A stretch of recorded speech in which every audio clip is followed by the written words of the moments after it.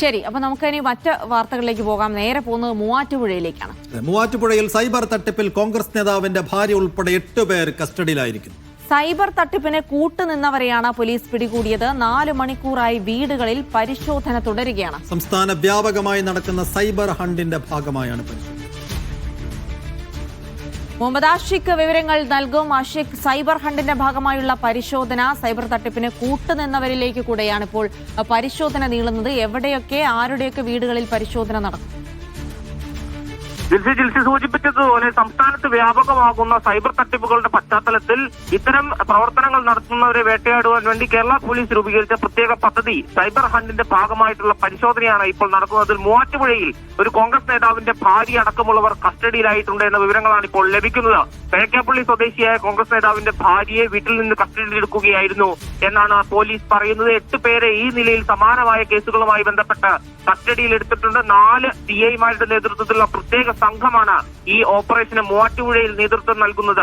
കിഴക്കേപ്പള്ളിയിൽ നിന്നടക്കം നിരവധി പേരെ കസ്റ്റഡി എടുത്തിട്ടുണ്ട് എന്നാണ് ഈ ഘട്ടത്തിൽ നമുക്ക് മനസ്സിലാക്കാൻ കഴിയുന്നത്. ഇത് സൈബർ തട്ടിപ്പുകൾക്ക് കൂട്ടുനിന്ന ആളുകൾ ആണെന്നാണ് പോലീസ് പറയുന്നത്. അത് വെച്ചാൽ സൈബർ തട്ടിപ്പുകൾ നടത്തുന്ന ആളുകൾക്ക് വേണ്ടി അക്കൗണ്ട് എടുത്തു കൊടുക്കുക, ആദ്യ അക്കൗണ്ടുകളിൽ നിന്ന് പണം വിഡ്രോ ചെയ്ത് അവരുടെ കൈപ്പക്കലിലേക്ക് കൊടുക്കുക, അങ്ങനെ നിയമത്തിന്റെ കണ്ണു വെട്ടിച്ച് ഇത്തരം തട്ടിപ്പുകാർക്ക് രക്ഷപ്പെടാനുള്ള അവസരങ്ങൾ ഒരുക്കി കൊടുക്കുന്ന ആളുകളെയാണ് നിലവിൽ പോലീസ് പിടികൂടിയിട്ടുള്ളത്. ഇവർ വഴി ഇതിന്റെ തട്ടിപ്പുകളുടെ കേന്ദ്രങ്ങളിലേക്ക് എത്താൻ കൂടി കഴിയും എന്ന പ്രതീക്ഷയാണ് നിലവിൽ ഈ അന്വേഷണത്തിന് ഈ നടപടികൾക്ക് നേതൃത്വം നൽകുന്ന പോലീസ് ഉദ്യോഗസ്ഥൻ നമ്മളോട് പങ്കുവച്ചിട്ടുള്ളത്. ഏതായാലും ഇപ്പോഴും പരിശോധനകൾ തുടരുകയാണ്. വീടുകൾ കേന്ദ്രീകരിച്ച് നേരത്തെ തന്നെ ശേഖരിച്ചു വച്ചിരിക്കുന്ന ഡേറ്റാബേസിന്റെ അടിസ്ഥാനത്തിൽ നടത്തുന്ന പരിശോധനയും കസ്റ്റഡിയിലെടുക്കലുമാണ് ഇപ്പോൾ നടക്കുന്നത്.